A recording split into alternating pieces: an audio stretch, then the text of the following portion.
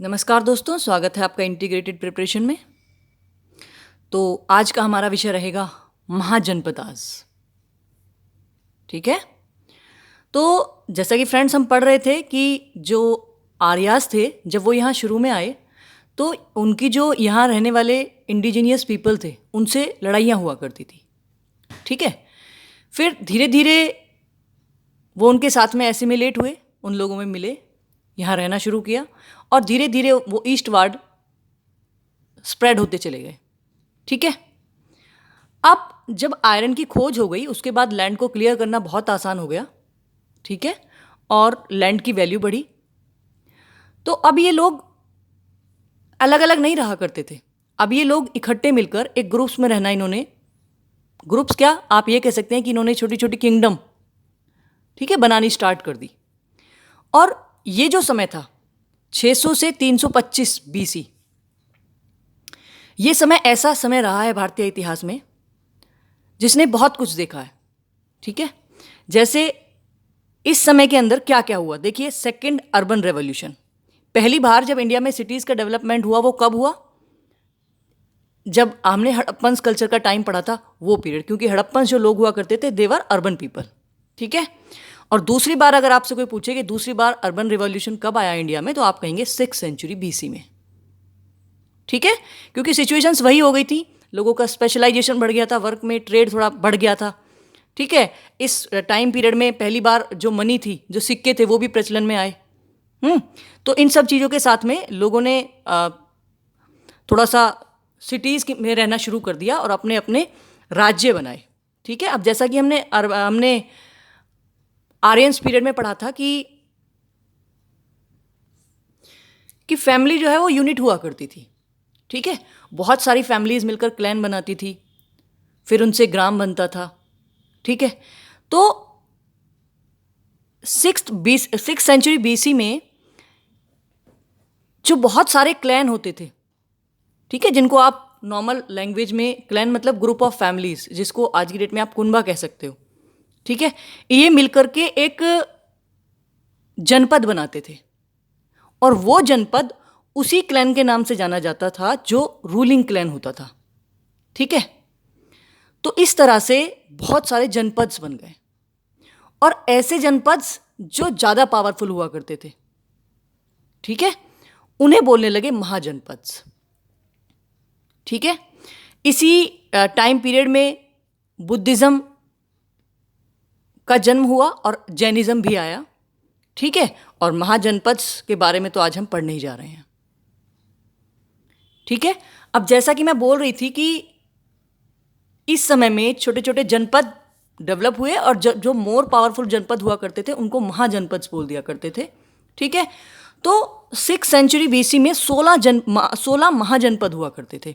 इसके बारे में हमें जानकारी कहाँ से मिलती है? हमारे पास सोर्सेज हैं बुद्धिस्ट, क्योंकि बुद्धिज़्म उस समय डेवलप हो चुका था। तो जो बुद्धिस्ट लिटरेचर है, ठीक है, उसमें भी स्पेशल है अंगुत्तर निकाय, और जैन लिटरेचर भगवती सूत्र। इसमें पूरी तरह मेंशन्ड है कि इस पीरियड में 6th सेंचुरी में देयर वर 16 महाजनपद्स। ठीक है। अब महाजनपद्स के बारे में पढ़ने के लिए सबसे पहले मैं आपको थोड़ा सा कुछ मैप दिखाना चाहूँगी बिहार और उत्तर प्रदेश का। ये मैप मैं आपको इसलिए दिखा रही हूँ ताकि आपको थोड़ा सा लोकेशन में क्लियरिटी हो सके कि हम कहाँ पर आज क्या चीज़ देखते हैं और उस समय क्या हुआ करता था।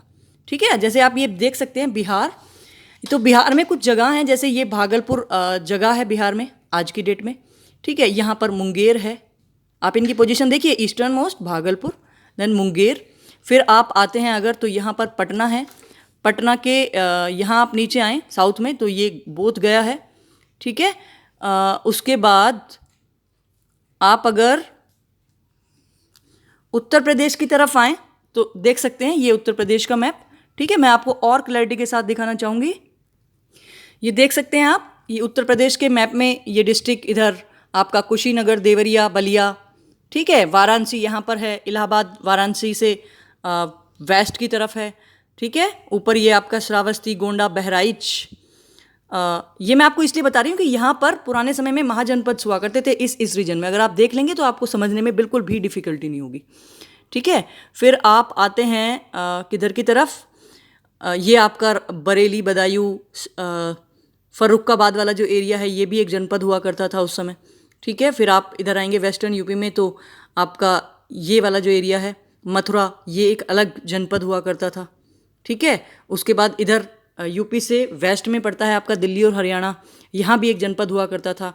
यहाँ से आपका राजस्थान बॉर्डर शुरू होता है तो यहाँ पर भी एक जनपद था। ठीक है, आप नीचे की साइड आएंगे, बुंदेलखंड वाला जो एरिया है यहाँ भी एक जनपद हुआ करता था। ठीक है, तो ये अब थोड़ा सा मैं आपको महाजनपद की तरफ लेके चलूँगी।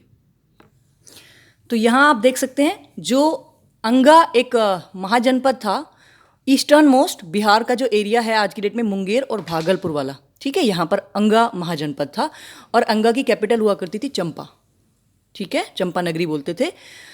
उसके बाद आता था मगध, जो आज की डेट में पटना, गया और नालंदा वाला जो एरिया है ये मगध हुआ करता था और इसकी कैपिटल राजगृह और पाटलिपुत्र। ठीक है, मैं आपको ये रिकमेंड करूँगी कि आप प्लीज़ अपना इस लेक्चर को पढ़ते समय अपने साथ एटलस लेकर बैठें और जो भी पोजीशन है उनको मार्क करते रहिए, जल्दी याद हो जाती हैं। ठीक है, उसके बाद आते हैं हम वज्जी महाजनपद पर, जो बिहार का मुजफ्फरपुर और वैशाली वाला एरिया है। ठीक है, यहाँ तो उसकी कैपिटल थी वैशाली, विदेहा और मिथिला। ठीक है, फिर आते हैं मल्ला। मल्ला महाजनपद यूपी का जो एरिया है आपका बस्ती, देवरिया, गोरखपुर और सिद्धार्थनगर, ईस्टर्न यूपी में पड़ता है। ठीक है, यहाँ की कैपिटल थी कुशीनगर, कुशीनारा या फिर पावा। फिर काशी महाजनपद वाराणसी और कैपिटल भी वाराणसी थी। ठीक है, फिर कौशल महाजनपद, ये फैजाबाद, गोंडा और बहराइच वाला जो एरिया है उत्तर प्रदेश का। ठीक है, इसकी जो कैपिटल थी, अच्छा सरयू नदी इसको दो भाग में बांटती थी, जो नॉर्थ कौशल था उसका कैपिटल था श्रावस्ती और जो साउथ कौशल हुआ करता था उसका कैपिटल अयोध्या। ठीक है, वत्सा महाजनपद जो आज की डेट में इलाहाबाद और मिर्जापुर वाला जो एरिया है। ठीक है, कैपिटल थी कौशाम्बी। उसके बाद छेदी महाजनपद जो बुंदेलखंड एरिया है उत्तर प्रदेश का, कौन सा है, जहाँ पर आपके उत्तर प्रदेश के डिस्ट्रिक्ट आते हैं, ये जालौन, ललितपुर, ठीक है, हमीरपुर, ये वाला जो आपकी बेल्ट है। और जो कैपिटल थी वो शक्तिमती या फिर सोतीवती भी बोलते थे इसको। ठीक है, फिर कुरु महाजनपद जो हरियाणा और दिल्ली का जो एरिया है। ठीक है, इंद्रप्रस्थ इसकी कैपिटल हुआ करती थी।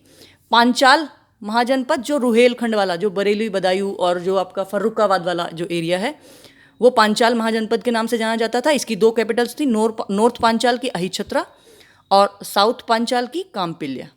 ठीक है, फिर सोरसेन आपका महाजनपद था, सूरसेन बोलते थे, जो आज की डेट में आपका मथुरा वाला जो एरिया है, ब्रजमंडल बोलते हैं इसे, मथुरा इसकी कैपिटल हुआ करती थी।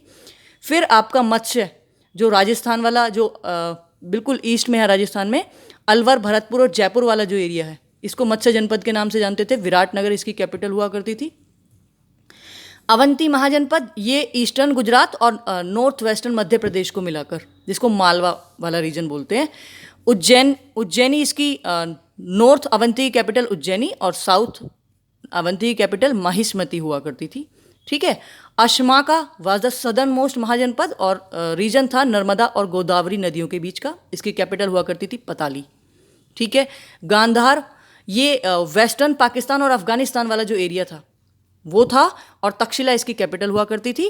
काम्बोज ये आप देखेंगे मैप में तो हजारा डिस्ट्रिक्ट पाकिस्तान का पड़ता है, वो वाला एरिया था और राजापुर इसकी कैपिटल हुआ करती थी। ठीक है, अच्छा इन ये जो महाजनपद हैं ये एक बार आप मैप में देखेंगे तो ये आप देख सकते हैं। ठीक है, इधर ये आपका अंगा दिया है, फिर मगध, वज्जी, मल्ला, काशी, वत्सा, छेदी, अवंती, नीचे अशमाका, मत्सा, सोरसेन। ठीक है, ये आपका पांचाल, कौशल, कुरु और यहाँ गांधार और ये आपका काम्बोज। ठीक है, तो ये सारी जो महाजनपद थी इनमें कुछ में मोनार्की फॉलो हुआ करती थी और कुछ ये रिपब्लिकन स्टेट्स थी। ठीक है, मोनार्की मतलब जहाँ पर एक ही फैमिली से रूलर हुआ करता था।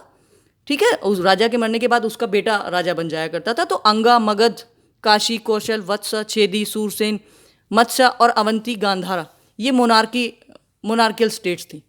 ठीक है, उसके बाद रिपब्लिकन जो स्टेट्स थी उनमें वज्जी, मल्ला, कुरु, पांचाल, काम्बोज और जो वज्जी जनपद था इसी के अंदर एक ट्राइब था Sakya tribe. Sakya Republican states थी छोटी सी, और मोरैया ये भी रिपब्लिकन थी। ठीक है, अच्छा ये जो महाजनपद थी इनमें आपस में फाइट होती रहती थी। किस लिए? कि टेरिटरी मैक्सिमम ऑक्यूपाई करने के लिए, ठीक है। तो लास्ट में मगध जो थी वो सबसे ज़्यादा पावरफुल महाजनपद बनकर उभरी। उसके पीछे कुछ रीज़न थे जिनमें हम कह सकते हैं कि पहली बात तो मगध की लोकेशन। मगध की लोकेशन ऐसी थी कि Magadh was protected by the reverse and mountains. इसके साउथ में जो आपका विंध्यास माउंटेन है वो आ जाया करता था, ठीक है। तो जो उस कैपिटल थी मगध की वो प्रोटेक्टेड थी। It was not easy to attack. Iron के डिपॉजिट आप देखते हैं झारखंड में हजारा जो डिस्ट्रिक्ट है वहाँ पर आज भी आयरन मिलता है। तो मगध के काफ़ी पास हुआ करता था और आयरन का यूज़ हथियार बनाने में, लैंड को क्लियर करने में, एग्रीकल्चरल जो टूल्स हुआ करते थे उनके प्रोडक्शन में होता था। तो मगध की जो इकोनॉमी थी इससे बहुत ज़्यादा डेवलप हुई, ठीक है। रिवर्स के थ्रू मगध ट्रेड कर सकता था, ठीक है। तो उस समय मगध का ट्रेड हुआ करता था साउथ ईस्ट एशियन कंट्रीज़ में, ठीक है। और मगध के जो राजा थे वो बड़े ही बुद्धिमान हुए। जैसे कि हम अब अगले ही लेक्चर में अगले 2-3 लेक्चर में हम शुरू करते हैं मगध का किस तरह से रूलर्स हुए, ठीक है। तो उन्होंने कुछ ट्रिक्स आजमाई। जैसे राजा जो होते थे वो आसपास के जो किंगडम होते थे उनसे मैरिज अलायंसेस बना लिया करते थे, ठीक है। उससे उन्हें फ़ायदा होता था। Next is army. मगध की आर्मी में वाज वेरी डिसिप्लिन्ड और आप कह सकते हैं कि एलिफेंट का जो यूज़ था वो सबसे पहले मगध की आर्मी ने किया, ठीक है। तो ये कुछ रीज़न थे जिसकी वजह से मगध एक पावरफुल महाजनपद बनकर उभरा, ठीक है। अच्छा, एक चीज़ और इस पीरियड में हो रही थी कि जो 4 आपके सेक्ट थे, ब्राह्मण, वैश्य, क्षत्रिय और शूद्र, उसमें अब सबसे ज़्यादा जो इम्पोर्टेंस मिलने लगी थी वो क्षत्रियाज को मिलने लगी थी। क्योंकि ये जो क्षत्रिय हुआ करते they were the protector of the land, ठीक है। टेरिटरी को प्रोटेक्ट किया करते थे और ये वो कम्युनिटी हुआ करती थी जो वॉर में काम आती थी, जो वॉर किया करती थी, ठीक है।